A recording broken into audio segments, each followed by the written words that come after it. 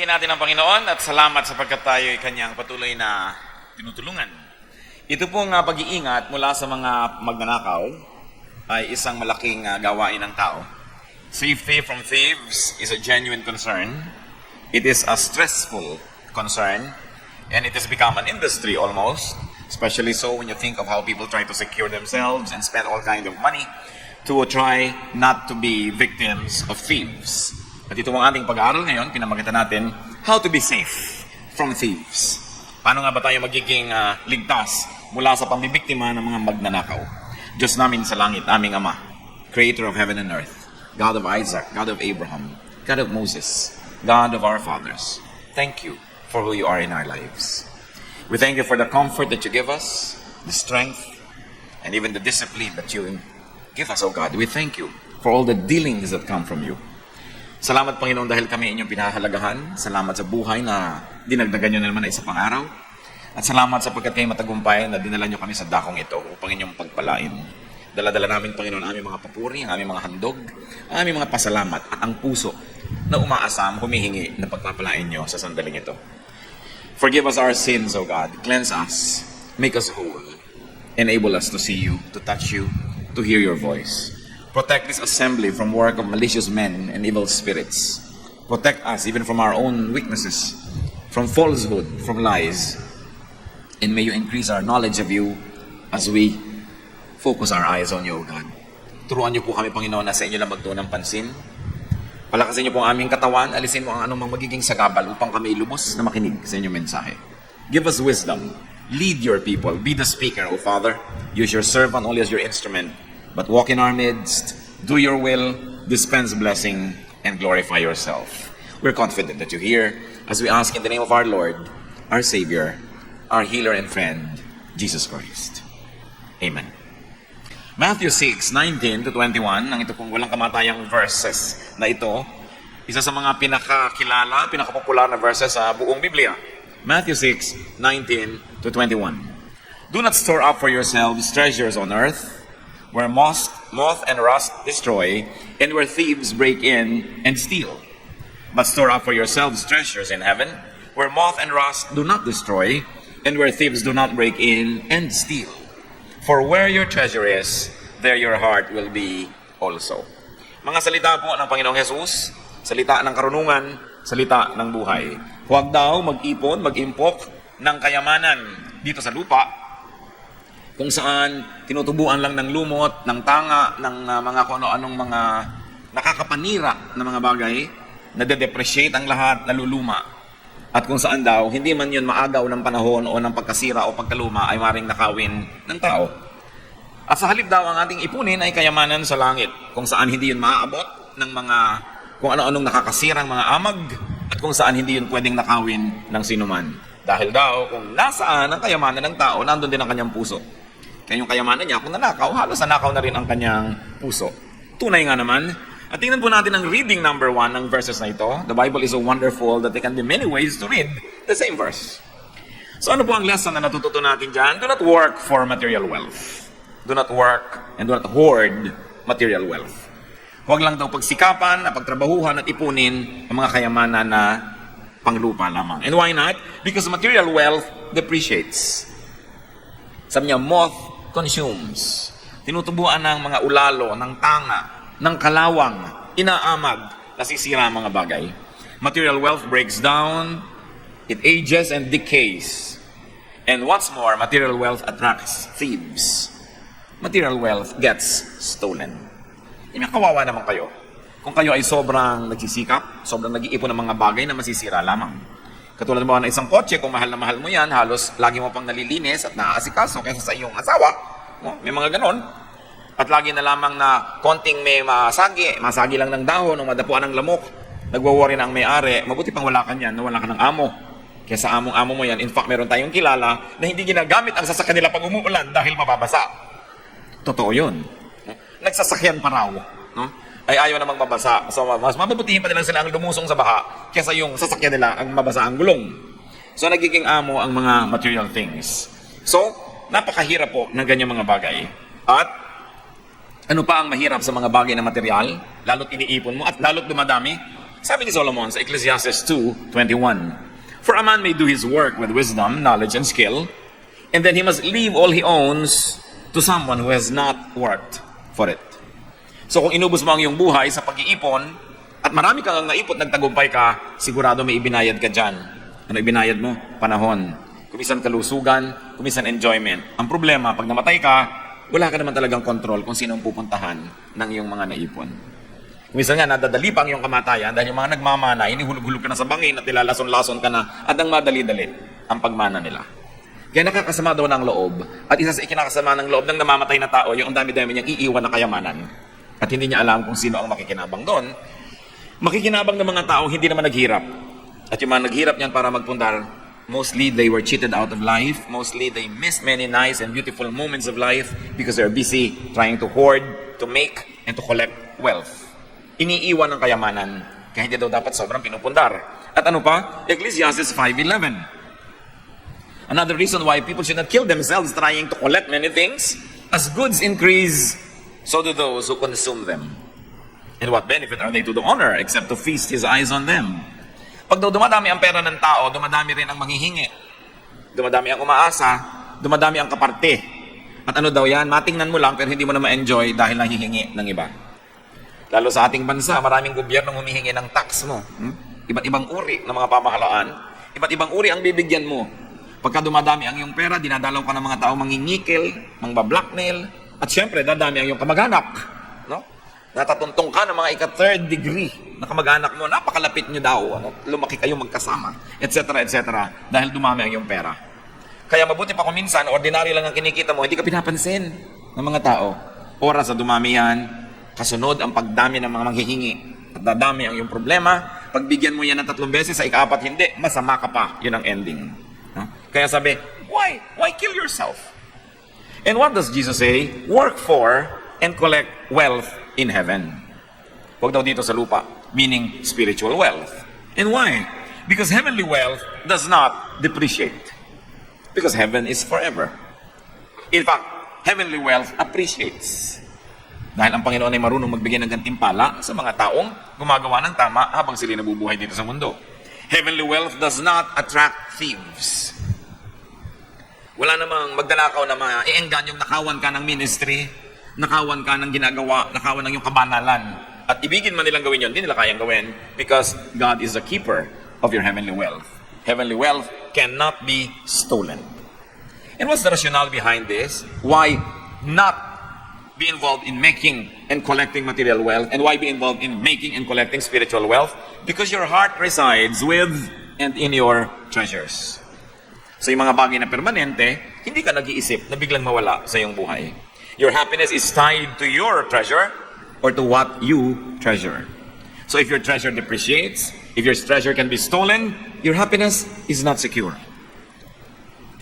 Kaya nakikita nyo po, halimbawa, mas maganda ang iyong bahay, mas ninenervyos ka, mas mahal ang mga gamit mo sa bahay, mas natatakot ka manakawan.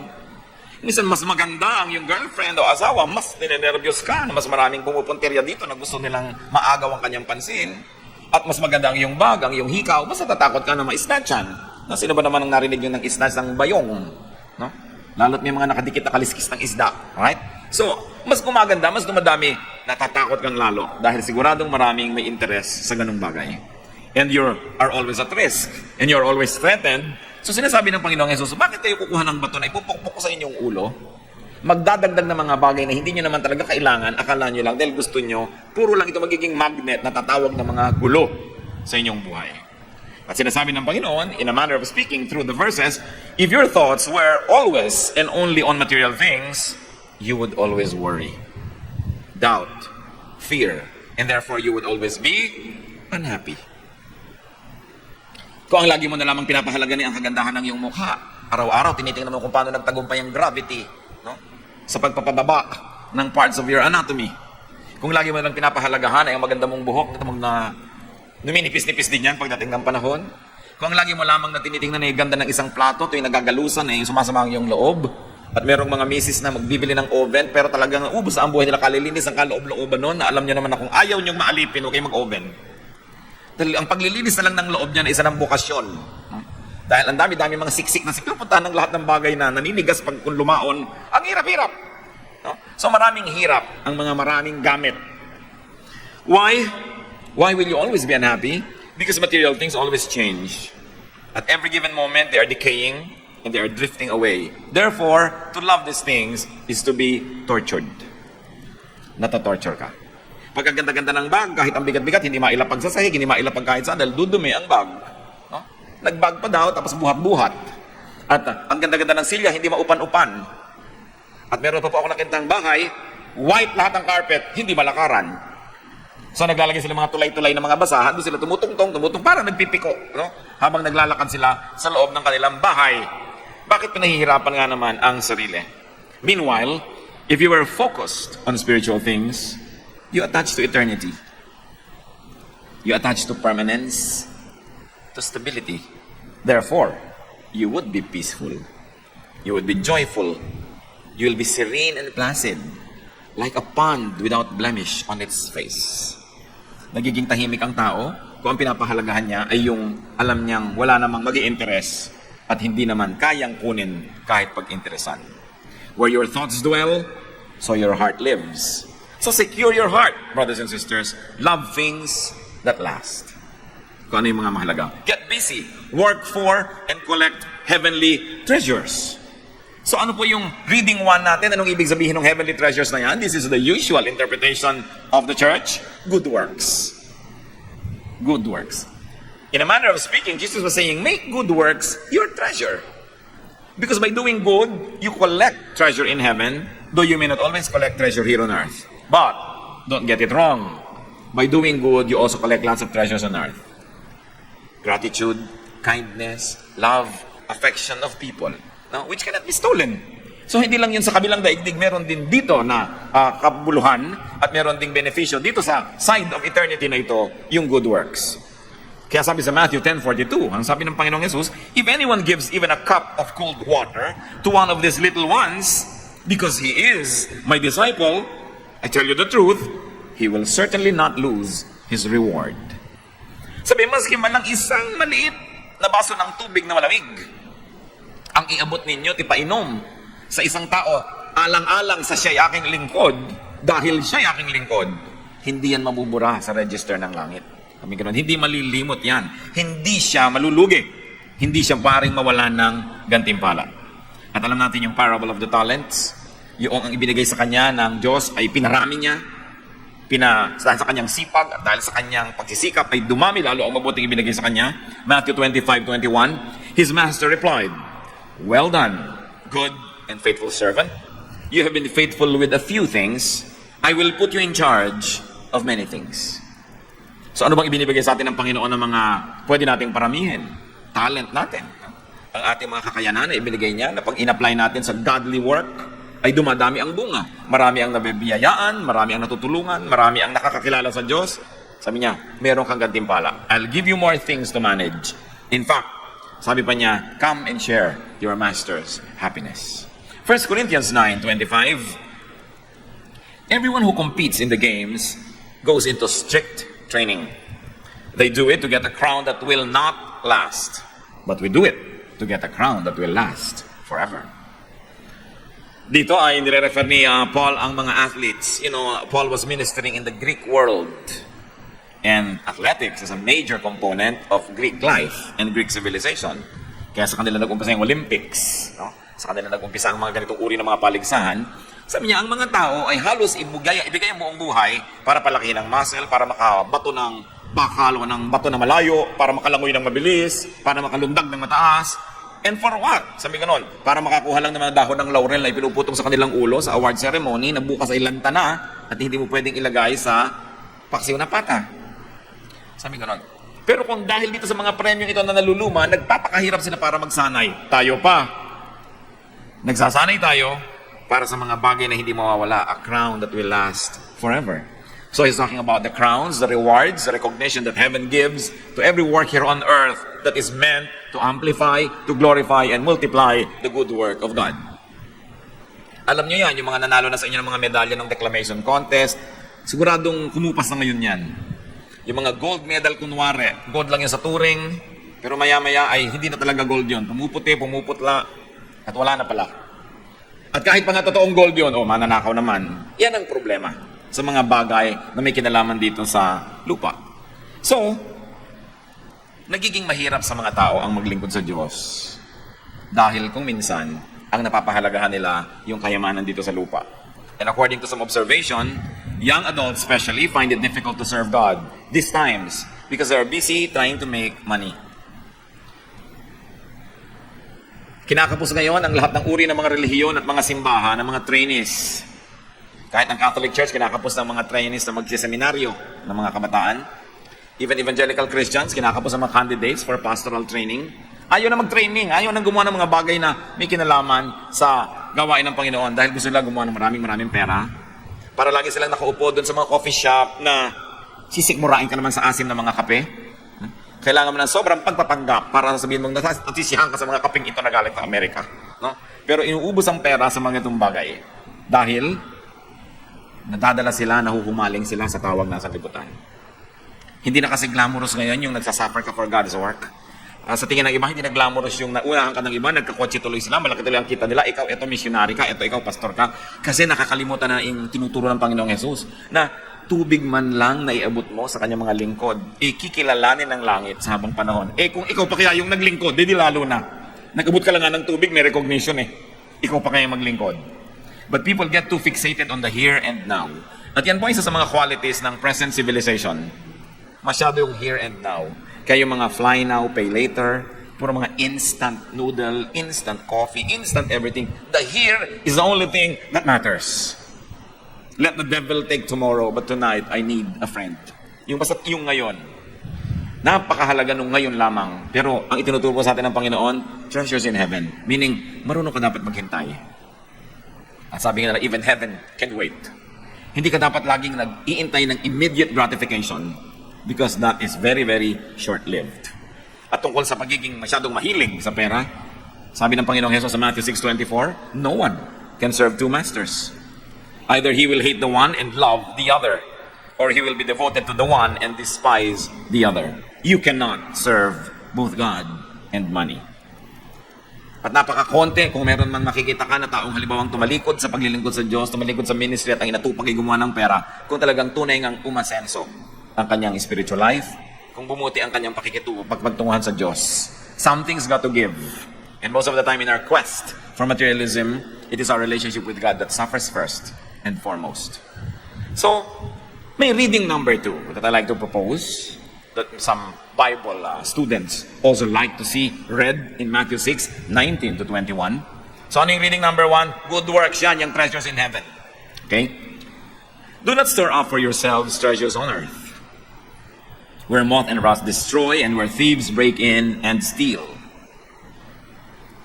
But, store up for yourselves treasures in heaven, where moth and rust do not destroy, and where thieves do not break in and steal.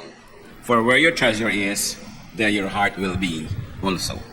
So the first reading, yung ating mga huwag mong gawin, yung puro material things lamang ang iyong ipunin, at ang gawin mo, good deeds that have points in heaven.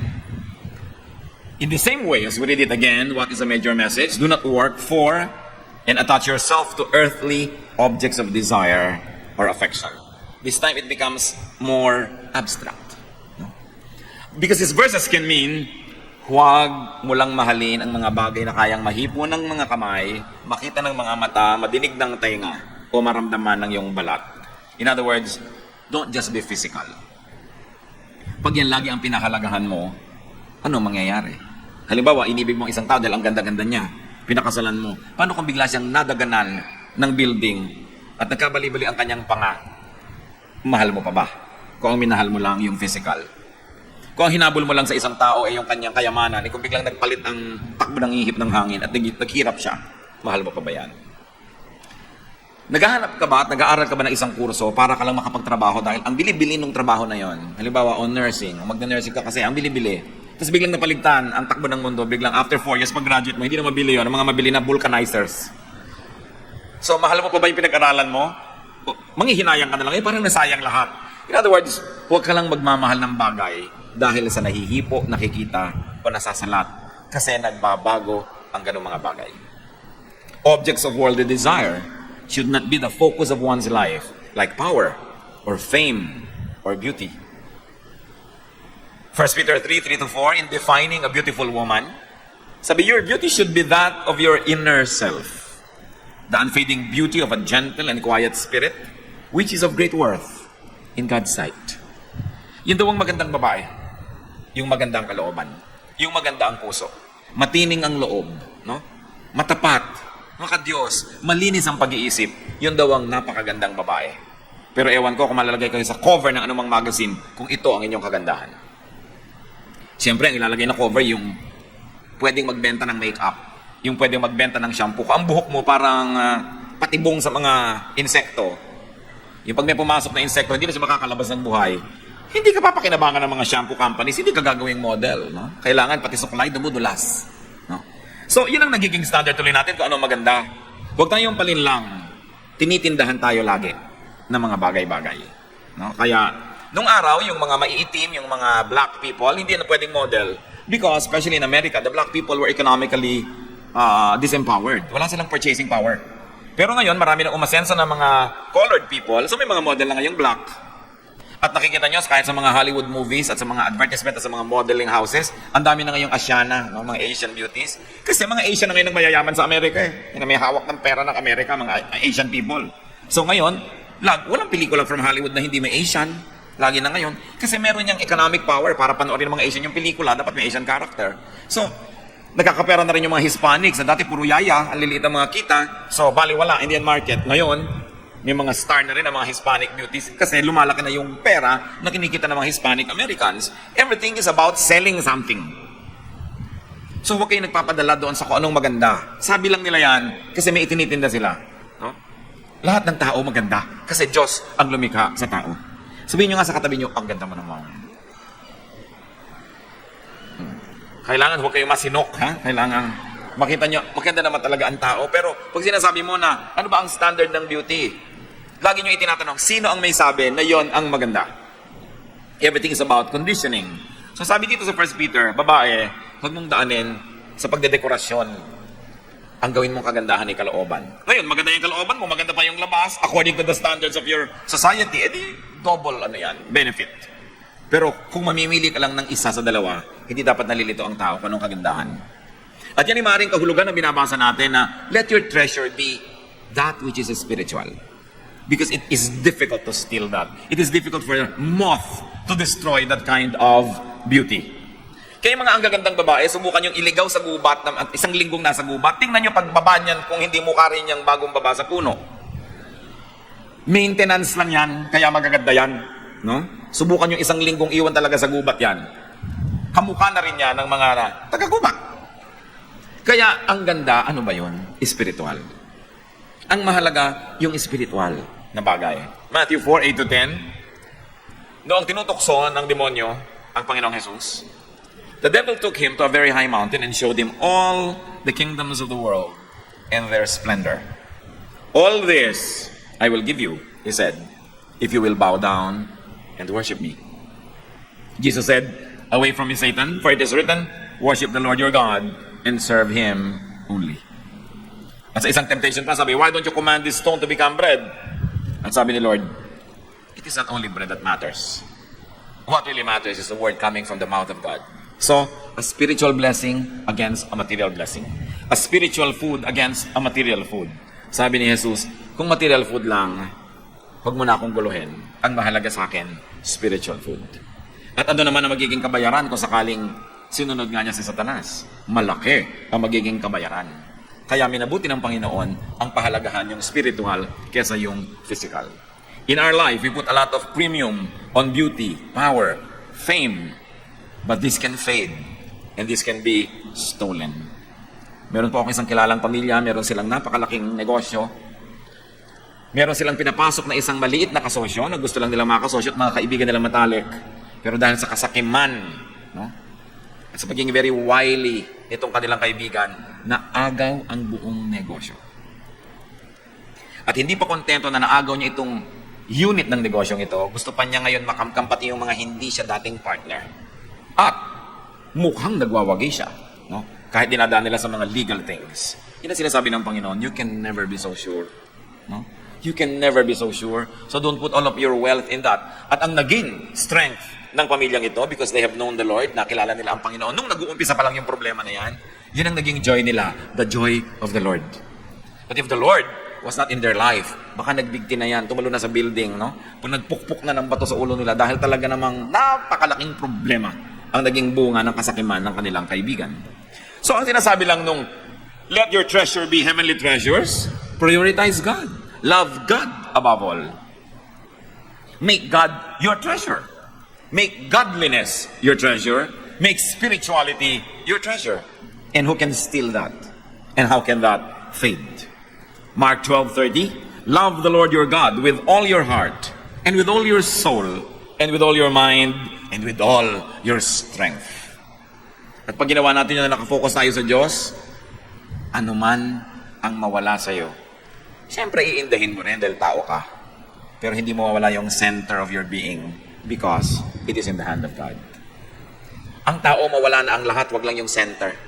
Parang gulong ng bisikleta, mawala na yung mga ibang rayos-rayos, wag lang yung gitna, yung center. Di ba kahit sa isang gobyerno, bumagsak na ang mga lalawigan ng mga probinsya, wag lang yung Kapitolyo. Sinasabi lang, bakit naman ganyan? Sobrang imperial ang Manila. Pagka nag-rally sa Manila, napapalitan ng gobyerno ng buong Pilipinas. Natural! Kasi Maynila ang Kapitolyo. No? Kasi pag nangyari dun sa center mo, pupunta yan sa lahat ng bahagi. Kaya yung heart, which is your center, pagka tumigil yan na tumibok, mamamatay ka. Pero kahit naputol yung kamay mo, yung paa mo, di ba? Natapyas ng konti yung bungo mo dito, buhay ka pa rin. Subukan mong tumigil yung puso mo sa pagtibok. Yan ang center mo. So mga kapatid, ang tanong, ang center ba natin ay mga bagay na naglalaho at nananakaw? Doon ba tayo talaga nakatutok? Yung ba talaga ang kahulugan ng buhay natin? Ang kahulugan ba ng buhay mo ay yung position mo? Kaya tuloy may mga taong nade-demote, nagpapakamatay. Ang kahulugan ba ng yung buhay ang yung boyfriend? Anong iniwan ka, nagbaril ka na sa sarili? Ang kahulugan ba ng yung buhay ay yung bahay mo? Anong nasunog yung bahay nang walang-wala sa lugar ay biglang nasiraan ka ng bait? Ano ba kahulugan ng buhay mo? Kaya sabi, pag Diyos ang ginawa mong kahulugan ng buhay mo, matanggal na at mawala na ang lahat, nakatayo ka pa rin. Napakahalaga. Kaya sabi, ang matatalinong tao, kahit mga hindi ka banal, matalino ka lang, gagawin mo ang Diyos, center of your life. Ang energy mo, inuubos mo sa mga gawain ng Panginoon dahil alam mo, ma-recognize mo at hindi yan dito sa lupa, tanda yan ng Diyos. Doon ka nag-i-invest sa hindi masisira ang iyong investment at hindi maaagaw ng iba. Katulad ng sinasabi ko sa iyong pamilya, maraming investment na agaw ng iba eh. But how can anybody steal your investment in eternity? Ang iyong mga paglilingkod sa Diyos. Kung sasabihin nga natin na good works ang pinag-uusapan, kung dito sa second reading natin, ibig sabihin lang pala mas pahalagahan mo ang bagay na spiritual kesa physical. Mas pahalagahan mo ang Diyos kesa sa sino man. Mas pahalagahan mo yung kabanalan mo, mas pahalagahan mo yung pakikipagmabutihan mo sa Diyos kesa sa anumang relasyon mo sa tao lamang. So, what do you want in life? What are you looking for? What are you living for? What do you want to store? What are you storing right now? Magandang itanong yan sa atin mga kapatid. Ano bang iniipon nyo ngayon? Mga estudyante, nag-iipon ng units. Pag natapos na nila yung requirement, graduate na sila. Hindi naman masama. Pero kung yun lang ang ginagawa nyo sa buhay ninyo, di ba?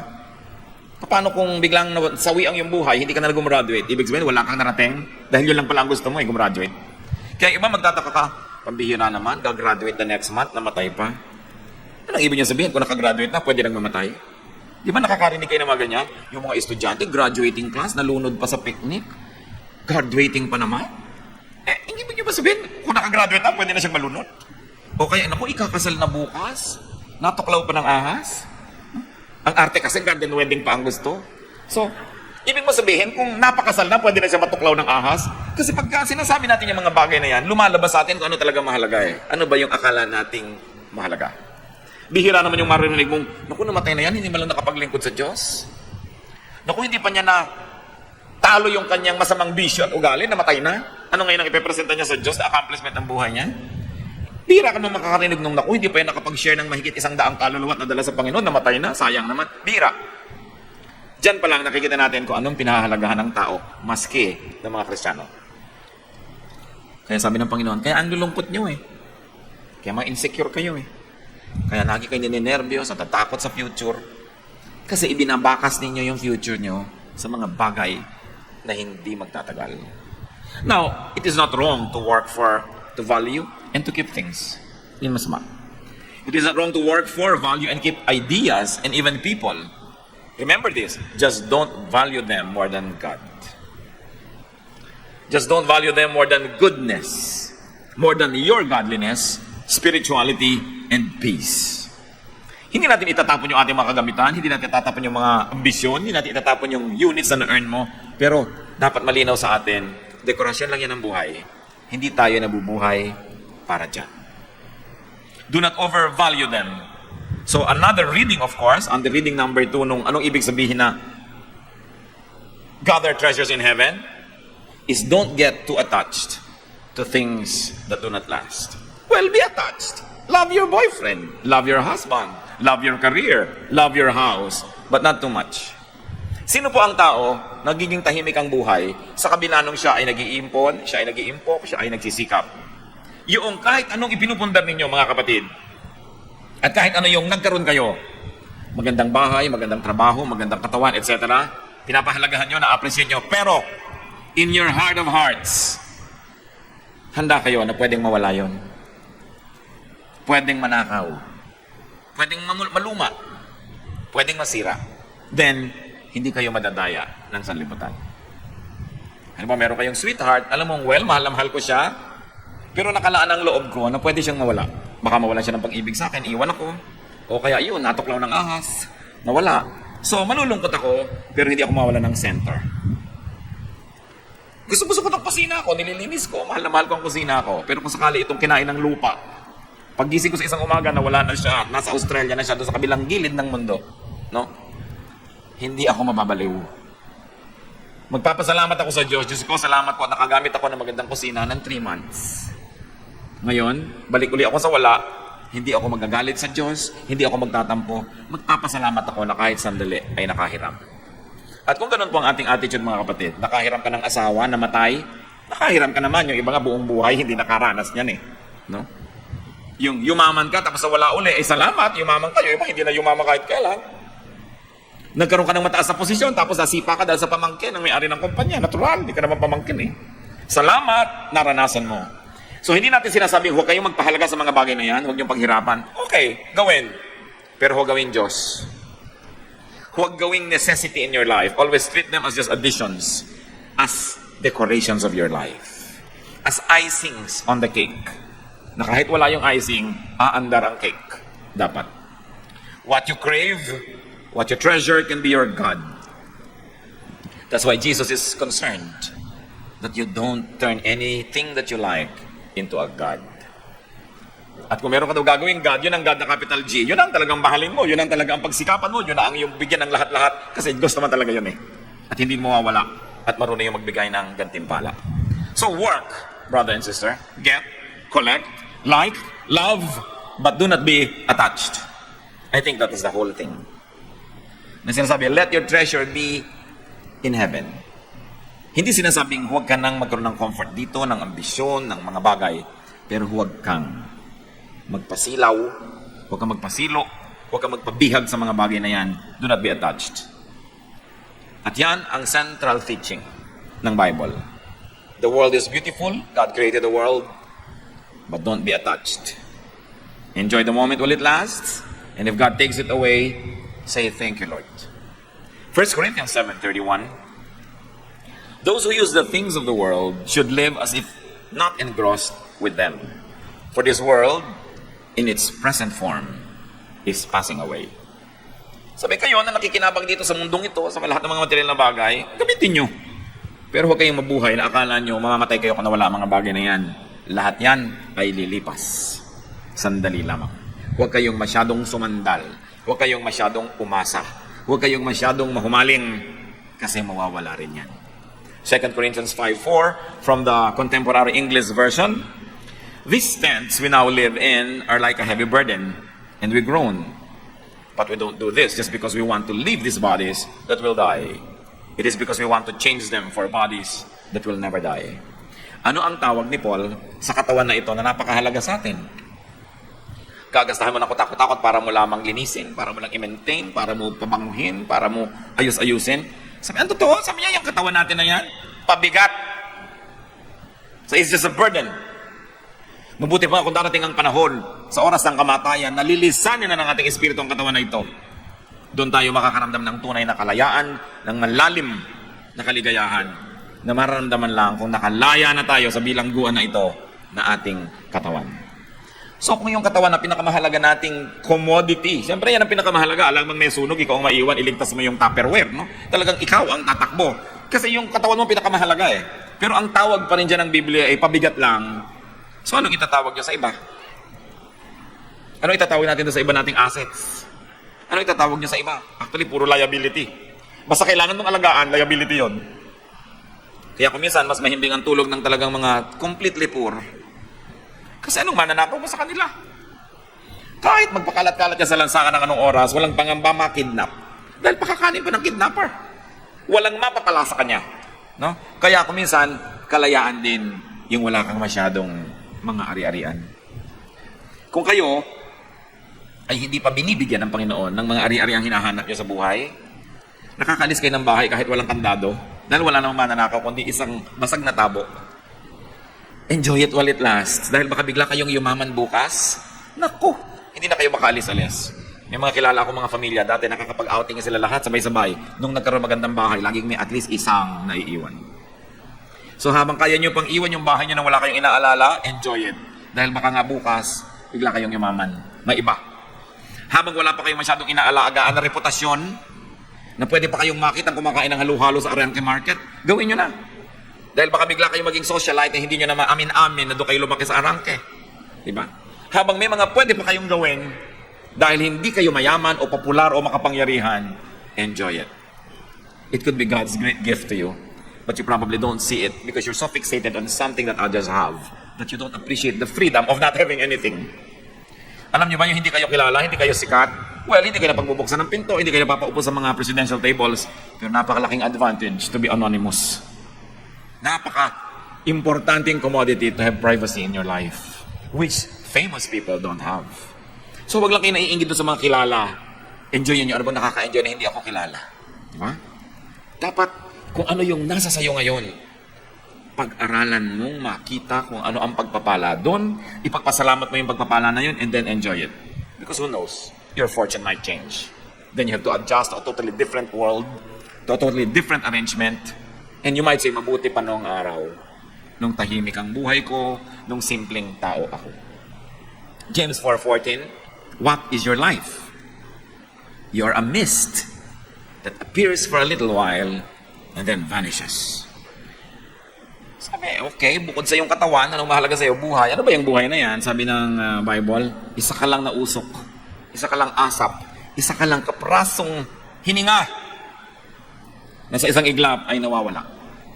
Napakaiksi ng iyong buhay. Sabi mo, 70 years, 80 years, maiksi ba yun? Yes!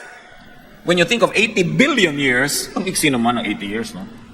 What is life? It is only a tiny dot in an otherwise unending line of eternity. So do not jeopardize your eternity for this dot, for this moment in time. Ang mahalaga, what you invest in eternity, while enjoying also the moment, as Solomon teaches us in Ecclesiastes. But between the two, dapat hindi tayo nalilito sa choice. Mas pinapahalagahan natin what is eternal. And what is really important when people are godly, when people value spirituality more than material things, when they focus themselves on that which lasts, nagkakaroon sila ng tinatawag na gift of the Spirit, which is given only to the very spiritual. Galatians 2:22-23. But the fruit of the Spirit is love, joy, peace, patience, kindness, goodness, faithfulness, gentleness, and self-control. Against such things, there is no law.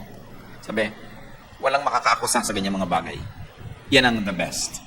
Pero tandaan niyo mga kapatid, kung tayo'y gigil na magkapera, magiging ganid ka, hindi ka pwedeng magkaroon ng kindness o goodness. Kung tayo ay may pasyadong pinapahalagahan na baka mawala, hindi ka pwedeng magkaroon ng peace. Sabi, ito ang mahalaga sa buhay. Huwag na tayong malito pa. Sasandali ang buhay. Huwag natin sayangin sa paghahanap ng mga bagay na pag natagpuan mo, sasabihin mo wala naman palang kwenta. Let's learn from Scripture. Let's learn from this timeless wisdom that tells us what really is important and what is less important. Paano tayo magiging ligtas sa mga magnanakaw? Tulad ng title ng ating pag-aaral, How to be safe from thieves. Huwag kayong magpahalaga, huwag kayong mag-ipon, huwag kayong mag-ingat ang mga bagay na gusto ng mga magnanakaw. then you'll be free. Or, gusto ko talagang meron gusto ko talaga meron magandang bahay. So, yes, di maglagay ka. Pero kung nanakaw, huwag ka mabaliw. Sabi mo, talagang okay lang. Enjoyin ko lang habang nandyan. Pag nawala, pag naluma, pag nasira, edi sira na. Hindi yung pag may pulseras kayong nalagot, para nang nalagot ang inyong hininga. No? Pwede yung maidugtog ng perdible yan di ba? Tuloy ang pulseras. Nawala ang isang hikaw. Gagapangin lahat yung mga gulugyod dyan para lang hanapin ang kaisa-isang ito. Nawala, di hinanap mo. Hinanap mo naman talaga ng konti, pero hindi ka nagpakamatay kahanap. O di nawala na. Something's lost and something's gained in living every day. Remember, when you lose something, you said, what did I gain? Oh, wala ako na-gain. May na-gain ka. Wala ka nang babantayan. Gain yun. No? Like, alam mo, asawa mo na lagi na lang nawawala at talagang lubos na nawala na, hindi wala ka nang babantayan. Tahimik ng buhay mo. So, hi, salamat po Diyos ko at nawala siya. Diba? Kaya sa kalahating nandito, kalahating nandito, nakakagulo lang, nawala na nga ng buong buo. Dito, mahimik ang iyong buhay. Kaysa lagi kang namamalimos ng pansin at pag-ibig. Huwag na nga, kung ayaw mo, huwag mo. Tatahimik ang iyong buhay. Kasi pag lagi kang umaamot, nangihingi, nakikiparte, matatahimik ka ba nun? Don't build your world around anybody. Build your world around God. God likes to be number one in our life because He doesn't want us to get hurt. Because if the number one in your life will just be another person, you will get hurt. If the number one in your life will be a thing, well, you will have to worry and you will get hurt anyway. But if God is your number one, you can have other things that are important to you also. But make God number one in your life. Number one na kaya ang Diyos sa buhay natin ngayon. Yun ang mahalaga. Alam naman natin yung verse na yan. Don't tell me ngayon lang ito nadinig. Luma na to. Pero ang dapat siguro natin dapat gawing bago. Anong yun ang gagawin ko sa verse na yan? Matapos ko marinig, patuloy pa rin ako mahuhumaling sa mga bagay. Let me be repetitious. Di baling nandyan. Di baling yung pahalagahan. Huwag nyo lang sambahin. To the point na nagiging sakim tayo, nagiging makasarili, at nagiging makasalanan na dahil sa mga bagay na yan. Kung nandyan, nawala. Adjust. Move on. Make your good works, make your spiritual thoughts and spiritual attachments your treasure. Then no thief can threaten your peace. Make the world's treasures just additions and decorations of your life, and you will never have to worry. You will never have to have a sleepless night just trying to protect a thing. Because if there's something that we must protect, it is the purity of our hearts. It is our relationship with God that we must guard and cherish and value and fight for. Make sure that the things you're living for are worth dying for. Because if they are not worth dying for, they are not worth living for. Konti lang ang mahalaga sa buhay. Aming Diyos, salamat sapagkat konti lang pa lang talagang dapat naming bigyan ng pansin. Una, nagpapasalamat po kami sa inyo, Diyos, dahil kahit yung mga bagay na sinasabi sa Bible na worldly, hindi magtatagal, nasisira, binibigyan nyo rin kami. At na-enjoy din naman namin. Salamat po.